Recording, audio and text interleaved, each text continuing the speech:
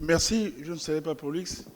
C'est moi d'abord de remercier les différents participants au niveau des panels, remercier le professeur Jean-Jacques Ecomier, remercier les différents agents économiques qui sont là présents. Ça me permet de répondre à la question qui était posée, savoir si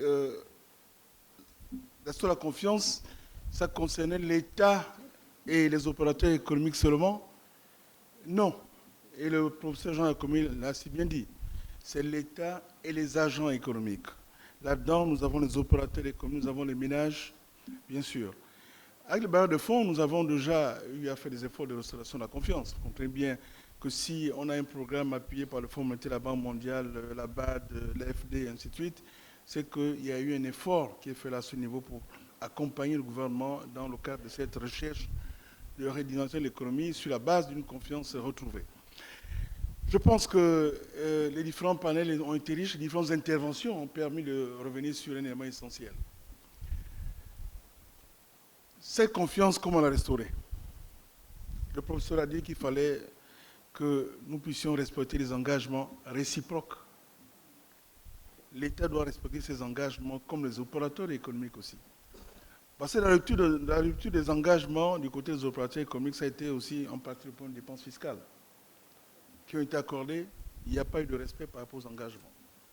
Rupture du côté de l'État, c'est les annonces. On dit nous allons payer tel type de dette, nous allons payer à quel moment. Nous ne le faisons pas. Il y a une rupture de confiance. Comme je pense que c'est Nicaise qui le signifiait, Mouloubi, la confiance, on la perd facilement, mais pour pouvoir la retrouver, ça prend du temps. Et je pense que le thème de ce jour a été choisi à propos. Puis nous sommes dans une phase de reconstruction de notre économie. Il faudrait que nous puissions être tous les différents acteurs de cette nouvelle configuration de l'économie. Sans les agents économiques, nous ne pouvons pas avoir un espoir de renforcement d'une croissance inclusive. Pas possible. Il y a le rôle des opérateurs économiques. Il y a le rôle des consommateurs. Le volet demande n'a pas été ignoré. Bon, ça c'est un point que nous allons y veiller la prochaine fois.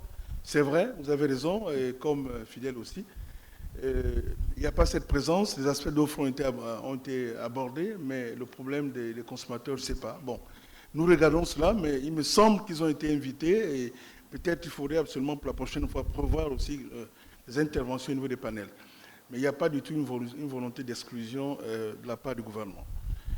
L'un des points aussi, et la banque est là, Nikes Mouloumbi a commencé à aborder cela, c'est le problème de l'ajustement du secteur financier par rapport à cette nouvelle vision dans le cadre des changements climatiques.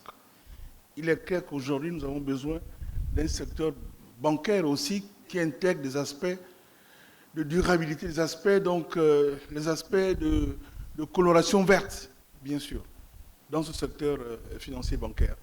Et le Gabon voudrait expérimenter l'initiative de Green Bond au niveau de certains États.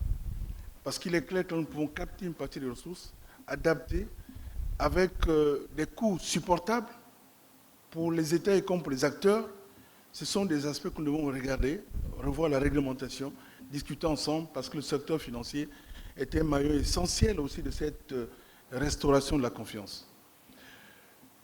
Je pense que ce n'est pas la peine d'ouvrir encore un autre débat. Je dirais simplement que cette journée économique a été riche, positive. Comme l'a signifié le professeur Jean-Jacques Ecomier, le secteur des assurances, on a vu, il peut être encore un élément d'accélération de la croissance. Il peut jouer encore plus d'importance au niveau du développement du secteur tertiaire. Et tout à l'heure, quand nous avons même sillonné les différents stands, le ministre des Petites et Moyennes Entreprises s'est rendu compte qu'il y avait beaucoup de PME dans le domaine, de l'assurance. Il faudrait prendre cela en considération. Il y a beaucoup de PME gabonais, il y a des courtiers gabonais. Et je me réjouis absolument d'un point qu'il a eu à souligner.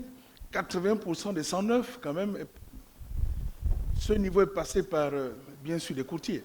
Donc il faudrait prendre en considération ces différents aspects, ces différents métiers, pour que l'écosystème puisse être renforcé. puisse être renforcée afin que nous puissions profiter de cette lueur d'espoir pour redynamiser l'économie. Mais il y a des éléments indispensables en ce qui concerne l'économie, la viabilité des finances publiques. Nous ne pouvons pas négliger cela.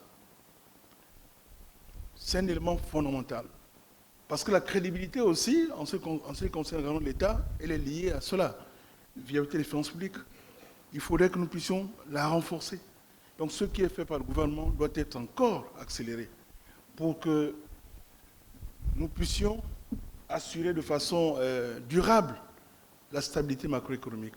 Et pour que nous puissions permettre que les espaces qui sont là, qui sont créés par rapport à certaines initiatives, puissent avoir un rôle d'accélérateur au niveau du développement de l'économie gabonaise. Voilà, je vous donne déjà rendez-vous pour l'année prochaine. Le ministère de l'économie aura encore, bien sûr, le plaisir d'organiser une journée économique. Et là, nous verrons ensemble le thème choisi et le secteur à l'honneur. Et là, M. le directeur, comme secrétaire général, il faudrait voir comment, peut-être nous allons procéder, nous allons faire un petit tour des sondages pour savoir quel serait le secteur à l'honneur et quel serait le thème choisi. Voilà, petites et moyennes entreprises. Hein? Bien entendu. Bon, professeur, vous avez suivi. Le ministre Biendi demande que soit à l'honneur les PME.